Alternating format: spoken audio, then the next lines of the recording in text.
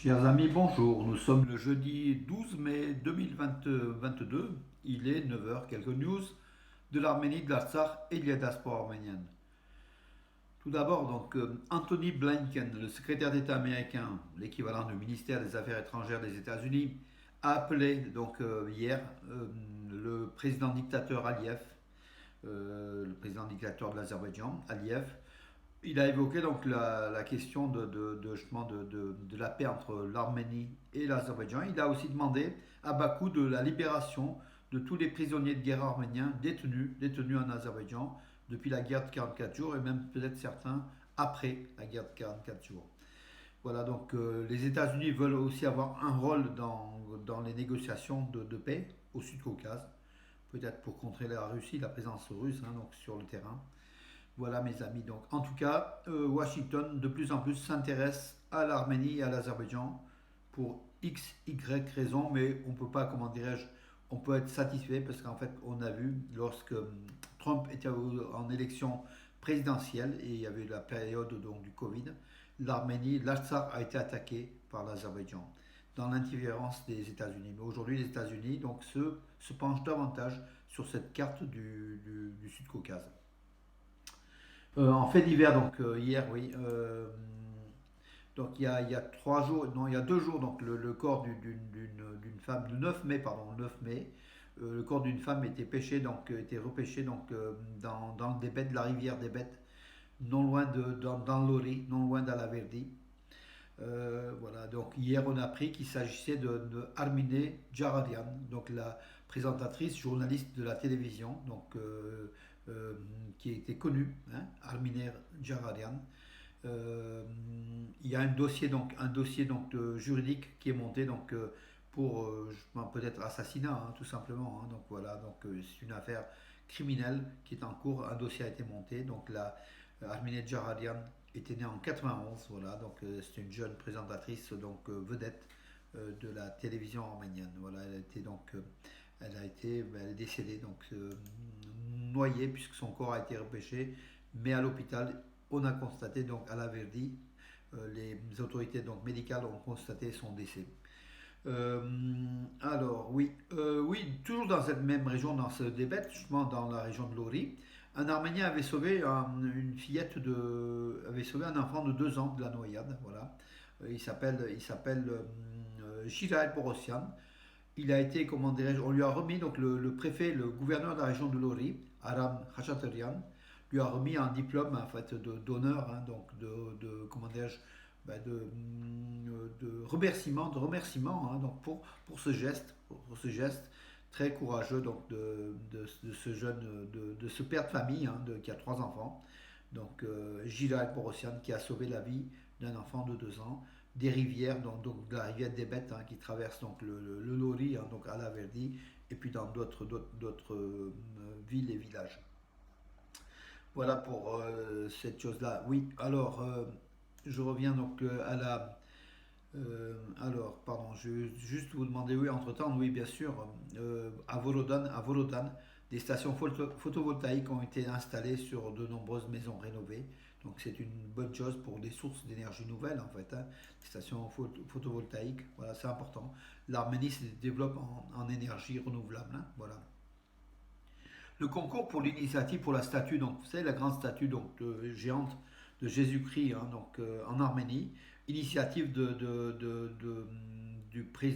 leader de Pakavachaïstan, Arménie prospère, Gaïg Saloukian, continue le concours. Donc en fait le dessin, en fait l'architecture, en fait la proposition du projet a été retenue, donc une proposition qui a retenu l'attention de la commission et de Gagik Zarukan, bien sûr.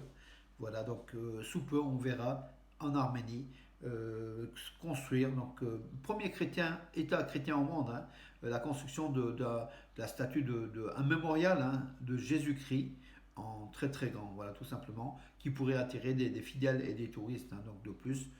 Echmiadzin est opposé pour des raisons que la représentativité de la croix de Jésus-Christ chez nous, c'est moins important hein, au sein de notre Église, puis pour diverses raisons aussi. Hein, voilà. L'Arménie, premier État chrétien au monde, va avoir sa statue géante de Jésus-Christ à l'initiative de Gary Tsaroukian, voilà, communément appelé Dodik Kago. Pour ses champions du monde de bras de fer, hein, il a des bras énormes, énormes. Voilà, c'est un multimilliardaire. Donc hier encore, donc la visite officielle de Nicole Pachinian aux Pays-Bas continuait. Donc c'était la première visite donc d'un chef d'État arménien, hein, officiel, donc depuis toujours, hein, voilà. C'est à un haut niveau. Il a rencontré le président du Sénat, il a rencontré donc de hautes personnalités, donc des Pays-Bas, de Hollande.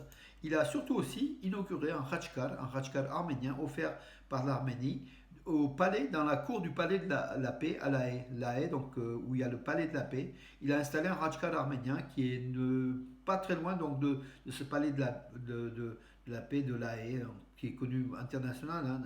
C'est la contribution de l'Arménie à la paix internationale, affirmé Nicole Pachinian. Donc c'est une bonne chose, une trace arménienne, un grand Rajkal dans la cour du palais de la paix à La Haye, aux Pays-Bas. Voilà, donc une bonne chose, des relations entre l'Arménie et les Pays-Bas, les relations entre l'Arménie et la Cour internationale, c'est très très bien, donc c'est une bonne présence arménienne. L'Arménie qui est aussi comment qui aspire à la paix, hein, donc voilà, c'est aussi un message fort de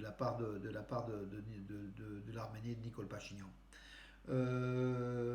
Voilà mes amis, donc là je regarde, oui, les casques bleus resteront dans la région, en fait, donc Babayan affirme que les casques bleus russes resteront dans la région jusqu'au règlement du conflit, hein, donc voilà, qui n'est pas près de ça. Et c'est David Babayan, hein, le ministre des Affaires étrangères de l'Artsakh, qui a déclaré, donc voilà, il n'est même pas question de 10 ni même de 20 ans, il a déclaré donc que jusqu'au règlement final du conflit de l'Artsakh, les forces de paix russes resteront comme protection de la population, donc la sécurité de l'Artsakh en Artsakh.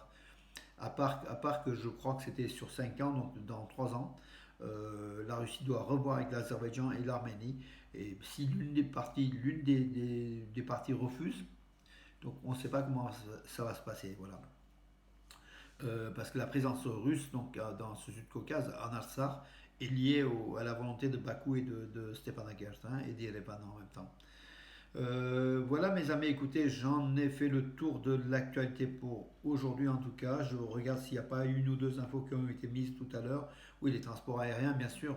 La compagnie Flyone Armenia interdite, a priori, donc c'est la Turquie qui a interdit donc, de vol à destination de l'Europe via la Turquie par l'espace aérien turc pour cet avion de Flyone Armenia.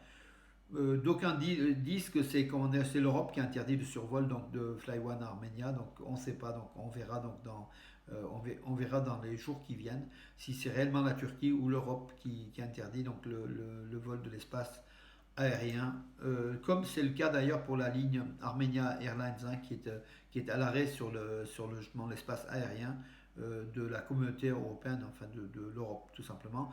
Ça prive, c'est quand même un handicap pour les nombreux touristes qui veulent se rendre en Arménie, hein, par Lyon, par Paris ou par d'autres villes, grâce à ces avions low cost. Hein, voilà. Il y en a d'autres par contre qui remplacent, heureusement, il y a la Lufthansa, il y a l'Austrian Airlines, il y a l'Aegean Airlines, il y a beaucoup d'avions. Il y aura Aeroflot plus tard, hein, quand il ne sera pas interdit de vol. Voilà mes amis, écoutez, j'en ai terminé pour aujourd'hui. Je vous donne rendez-vous à demain. En tout cas, bonne journée ensoleillée. Voilà, profitez-en.